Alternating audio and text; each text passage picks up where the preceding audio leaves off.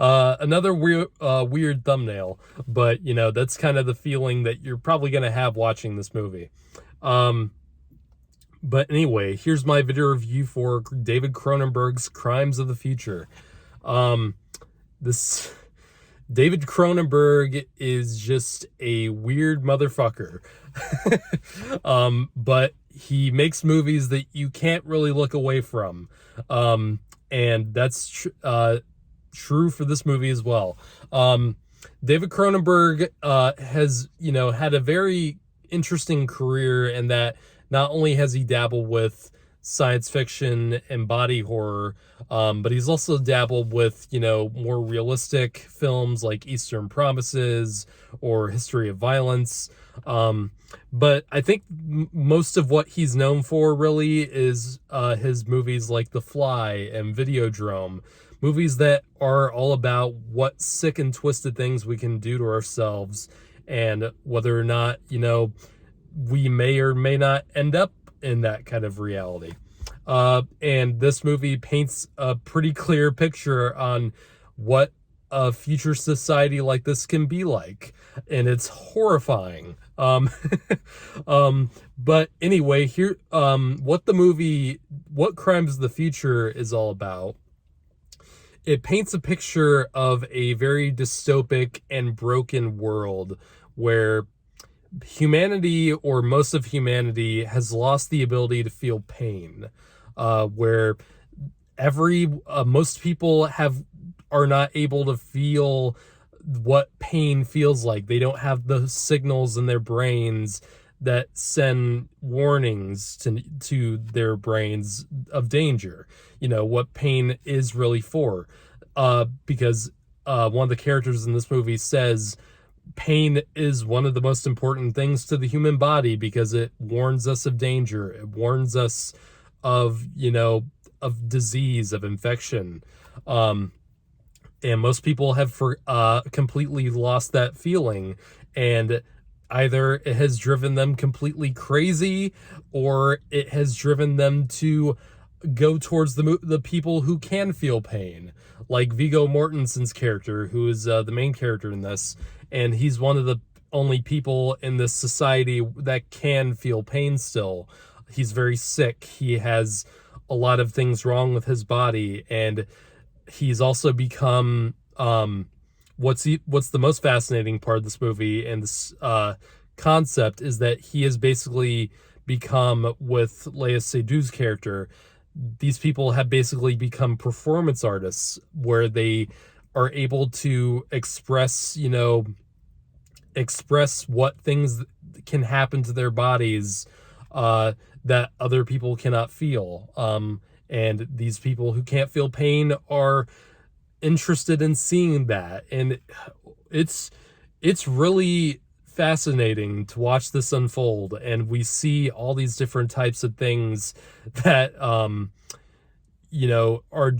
that honestly, I see a good chance we may, like hundreds of years into the future, I can see this becoming a possible universe where this shit can happen, and it's terrifying. But this movie's interesting, in good and bad ways, because David Cronenberg, he's kind of become that director who's more obsessed with the concepts of a film and a story rather than, the emotional pathos of what a concept can do. Like, he's more interested in the planning and the ideas than the actual, than the characters or the story. And I think right off the bat, that's going to tell you whether or not you're going to like this movie, because this is a very cold film. This is a very, it's a very, what's the word I'm looking for? It's very dry. So you're gonna like this movie for that, or you're gonna hate it for it. I fall into more the camp that likes it because, there's not another filmmaker who does this kind of thing anymore, and it's really fascinating to watch. It's just you can't really get a real good sense of the characters, even though the movie does, the movie doesn't like not make an attempt to make you care about the characters. Probably the most you care about the characters in this film is probably the relationship between Lea Seydoux' character and Vigo Mortenson, because they do have a kind of a growing bond throughout the movie, because they start off as, strictly partners in this performance art kind of circus ring, I guess I'll call it. But over the course of the movie, they do grow in terms of a loving relationship, and they do grow a bond. And the end of the movie definitely paints that picture. It the emotional aspect of the movie, or lack thereof, feels very synthetic. And I believe, if you've seen the movie and what the characters eat, like as substance, as food in this, you probably, that was probably done intentionally, where the synthetic nature of the characters, the synthetic nature of the film does kind of make sense, and it does. It's just, the film is not this film is not fun to watch. It's not, I wouldn't call it entertaining. I would call it more of a like a really kind of unique painting of a world that you don't want to live in, but will be fascinating to study. Like this film would make, I don't know if this film was based on like a previous book or something.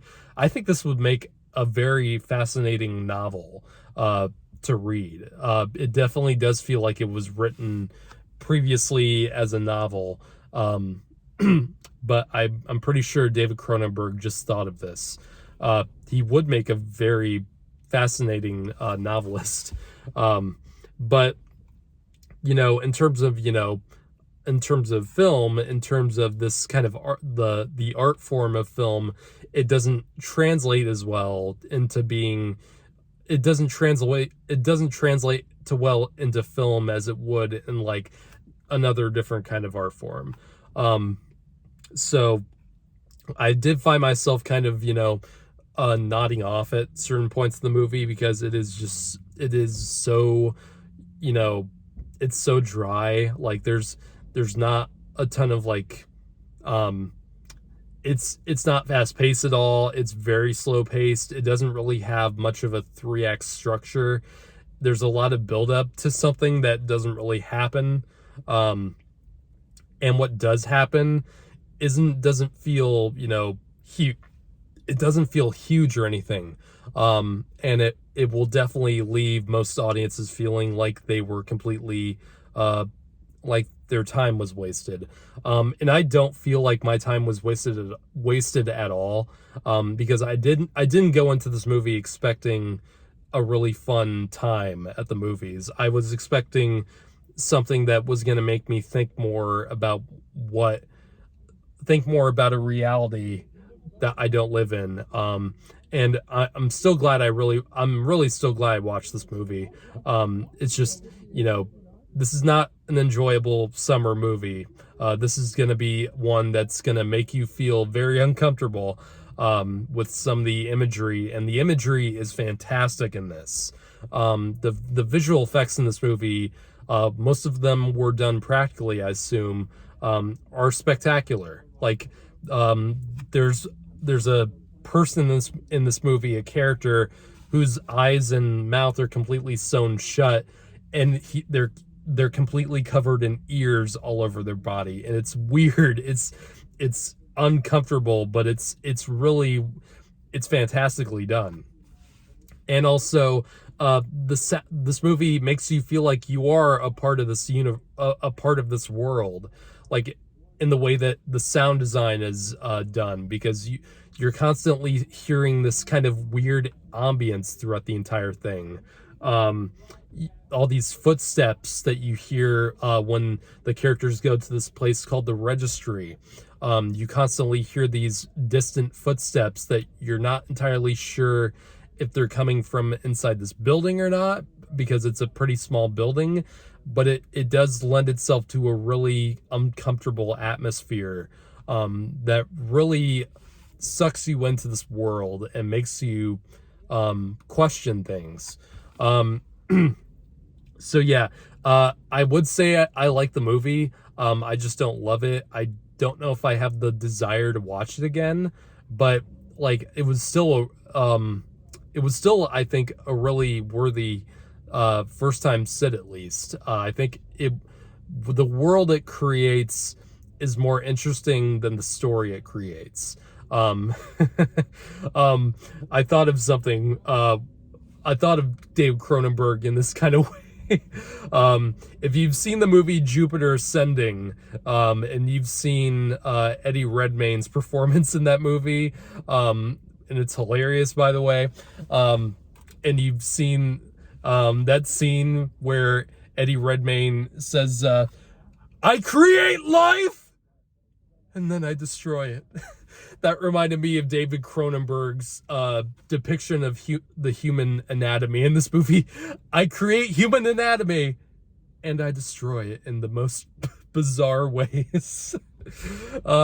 Yeah, that was a weird thought I had during this movie, but I think it fits for the weird experience of watching it, especially with other people in an audience, because that was a very awkward walkout of the theater tonight. But regardless, I still enjoyed it. I'm gonna give Crimes of the Future a 7 out of 10. So yeah, it's one of those movies you're gonna like or hate. There's no going around that.